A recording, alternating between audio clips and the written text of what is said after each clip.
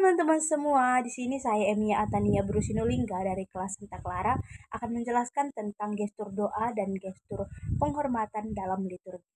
Selamat menyaksikan. Merentangkan tangan. Gestur ini merupakan salah satu posisi berdoa yang kerap kali dilakukan oleh orang pada zaman lampau selama perayaan berlangsung. Sebelum kekristenan, orang Israel menggunakan gestur ini ketika berdoa di Bait Allah dan di sinagoga. Gestur berdoa ini juga diperhatikan oleh para rasul. Sikap doa demikian juga dilambangkan sebagai satu pola batin dari manusia sebagai lambang bahwa ia telah dibebaskan dari dosa. Yang kedua, yaitu berlutut. Gestur berlutut ini dilambangkan sebagai suatu pancaran perasaan hati manusia yang sangat mendalam. Hal ini diinspirasikan oleh Yesus yang ketika berdoa di Taman Getsemani dan oleh Santo Stefano yang berlutut pada saat-saat kemartirannya.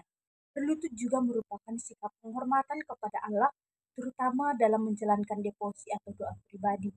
Hal ini diinspirasikan oleh pernyataan Santo Paulus. Itulah sebabnya aku sujud kepada Bapa, yang daripadanya semua turunan yang dari surga dan di atas bumi menerima namanya. Yang ketiga, tangan terkatup. Gestur ini dianggap sebagai suatu penghormatan dan penyerahan diri dari bawahan kepada atasan. Ketika seorang bawahan ingin menyerahkan dirinya kepada atasannya, maka bawahan itu akan membuat gestur ini, dan atasan akan menerima penyerahan diri dari bawahan dengan memegang kedua tangan yang terkatup dari bawahannya. Dalam perayaan liturgi, tata gerak ini juga digunakan dalam perayaan ibadat mengungkapkan penghormatan sekaligus penyerahan diri kepada manusia.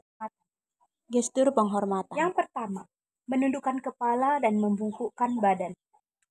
Pada awal kekristenan, gestur menekuk lutut ini ditolak oleh jemaat karena pada masa itu kaum kafir juga menggunakan gestur yang sama untuk menghormati dewa-dewi atau patung-patung. Sementara untuk gestur menekuk saat lutut dimulai digunakan dalam perayaan liturgi sejak 1502 dan itu menunjukkan sebuah sikap penyembahan. Yang kedua, pendupaan.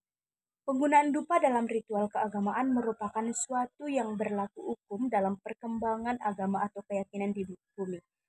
Jauh sebelum kekristenan muncul, bangsa Yahudi maupun bangsa-bangsa kafir lainnya telah menggunakan dupa sebagai bagian dari ritual mereka.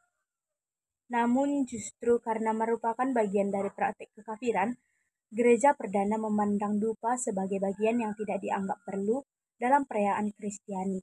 Dupa hanya digunakan di rumah atau di tempat tertentu, bukan di tempat ibadah, dan juga bukan sebagai pengharum ruangan. Dupa mulai digunakan terkait dalam perayaan liturgi sekitar pada abad ke-7 dan ke-8 sebagai tanda penghormatan yang ditujukan oleh Bapak Paus dalam prosesi masuk dan Injil ketika Injil diarah. Yang ketiga yaitu lilin. Penggunaan lilin dalam perayaan liturgi dapat diarahkan bagi seorang atau sesuatu yang merupakan tanda kehormatan.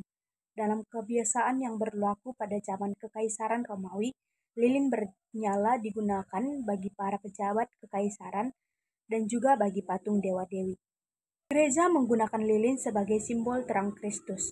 Dalam upacara lilin Paskah, gereja bahkan mendedikasikan satu ritus agung untuk menggarisbawahi simbol lilin Paskah.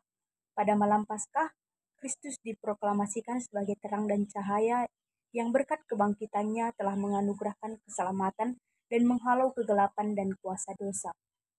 Lilin Paskah melambangkan Kristus sebagai terang dunia yang telah mengalahkan kegelapan dan maut. Sekian dan terima kasih. Bye-bye.